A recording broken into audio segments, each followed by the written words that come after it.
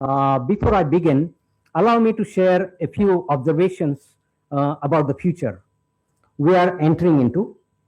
By year 2050, 80% of the world's population will live in cities.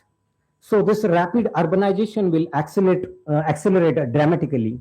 Cities will grow bigger, but along with the opportunity, new challenges will also grow. Overcrowding, pollution, new ideas, new diseases, climate related disasters, and rising psychological stress. So, public health systems across the world are already under pressure. And the situation in India highlights the challenges clearly. So, according to WHO, that is World Health Organization, a recommended doctor to population ratio is one doctor per every 1,000 people. So that is the recommended one. But in India, the reality is very different. We have roughly one doctor for every 1,600 or 1,700 people. And in the many rural areas, the gap is even larger. So public health spending is another concern. India spends roughly 2% of its GDP on a public health, while many developed nations spends 6 to 7% or even more. And the result is visible everywhere. Overburdened doctors, long waiting queues, delayed diagnosis, and systemic stress during the health crisis like pandemic. But there is another dimension of health that often receives a very less attention, and that is mental health. So mental health is becoming one of the largest silent epidemic of our time. According to the global estimates, more than 150 million people in India alone requires mental health support. Yet the availability of the specialist is extremely limited. India has approximately zero point 0.3 psychiatrists per 100,000 people, which means roughly one psychiatrist for more than 300,000 people. So just imagine that. One specialist for the population of almost an entire town, which is a serious affair. And after a COVID-19 pandemic, we witnessed something even more concerning, a dramatic rise in depression, anxiety, loneliness, burnout. Clearly, the healthcare challenge before us cannot be solved by speed alone. So it requires something deeper, holistic thinking, which this conference talks about. And technology must work together with tradition of human well-being. And this realization led me to second initiative, that is Samaysangit, a technology platform for music-based mental wellness. The story begins during the COVID-19 pandemic.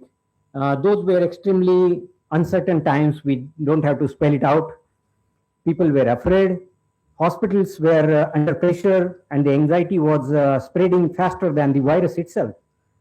So during those difficult months, I noticed something very personal. While many people around me were feeling deeply stressed, I often felt much calmer. And when I reflected on the reason, I realized something very simple. I was listening regularly to Indian classical music, particularly during those different times of the day. And the effect on my mind was remarkable. The music seems to create balance, it reduced stress, it created clarity. That observation led me to a question. If music can influence our emotional states, can it be also become a structured wellness tool? So that was my entrepreneurial spirit once again thinking about. So I began researching. And what I discovered was fascinating. Across multiple scientific studies worldwide, researchers have observed a powerful phenomenon. And that is, when the right music is heard at the right time, it can positively influence the mind, body, and your emotional states. At the same time, I rediscovered something deeply rooted in the Indian wisdom or Indian tradition, and that is Indian classical music has long believed in the concept of time specific ragas. So certain ragas are meant for the morning, some for the afternoon, some for the evening, and some for the night. Similarly, ragas are also associated with the different seasons of the year. So this knowledge tradition goes back centuries.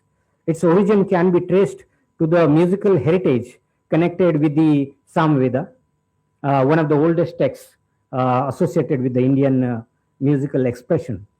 In other words, what modern science is discovering today, ancient Indian wisdom had already observed it.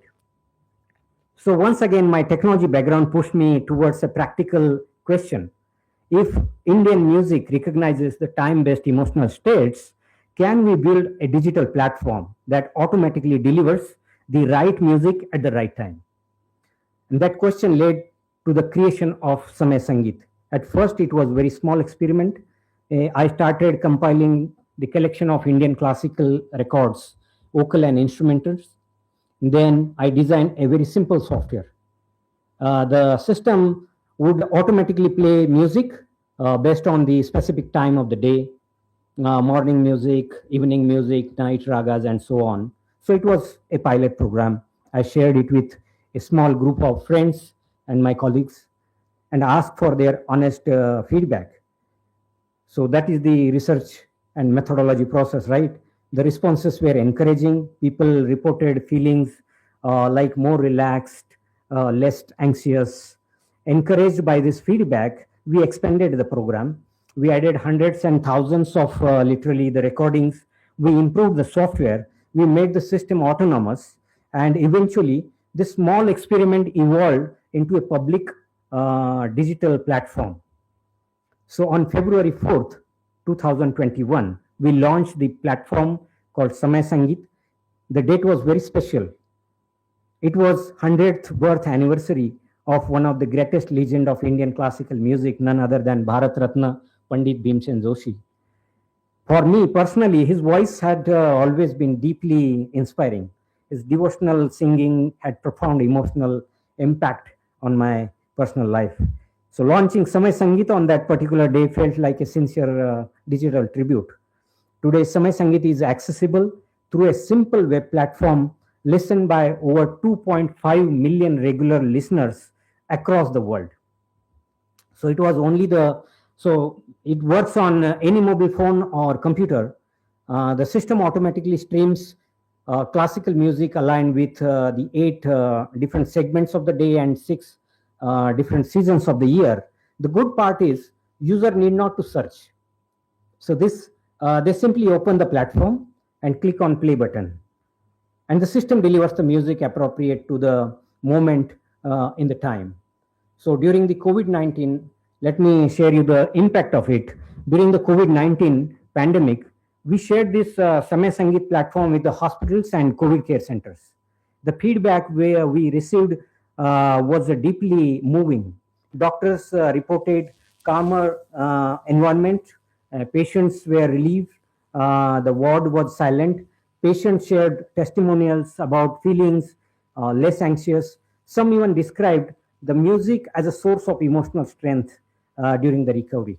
So, of course, the music is not just a substitute for medical treatments, but it can be a powerful complementary wellness support system, I guess. In many cases, patients described it as a lifeline during the isolation. Today, Samaysangit continues to evolve, and my team and I, at our laboratory, we are working on the next generation of this technology. The future direction includes like a personalized music therapy, music recommendation based on emotional states, AI-assisted therapeutic sound environments, and disease-specific mental wellness support also. So several international universities now have also shown interest in collaborating on this research because of the intersection of music, neuroscience, and technology is one of the most promising frontier of wellness innovation worldwide. So when we think about the healthcare innovation, we often imagine new drugs. new medicines, new infrastructure, new hospitals. But sometimes innovations also means rediscovering ancient wisdom and applying it with modern tools. Samaysangit is one such attempt to bring together Indian classical music, digital technology, and mental well-being. So now, instead of describing once again this in the world, let me demonstrate the technology for you. So would you mind playing the video number 2, Samaysangit?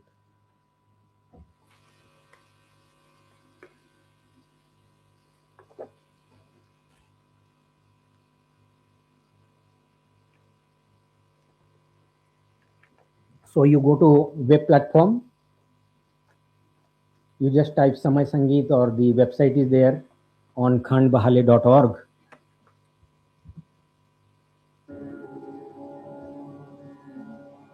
So this is late afternoon raga is about to play. Is going on. Multani by Pandit Jasraj.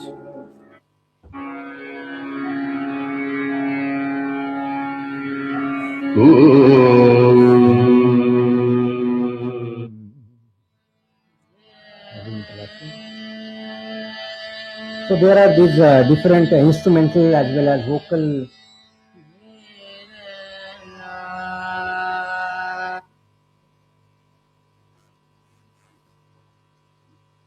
Yeah.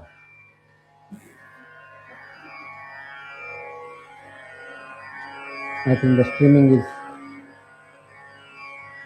It is very simple platform. You don't need to have a very technology expertise.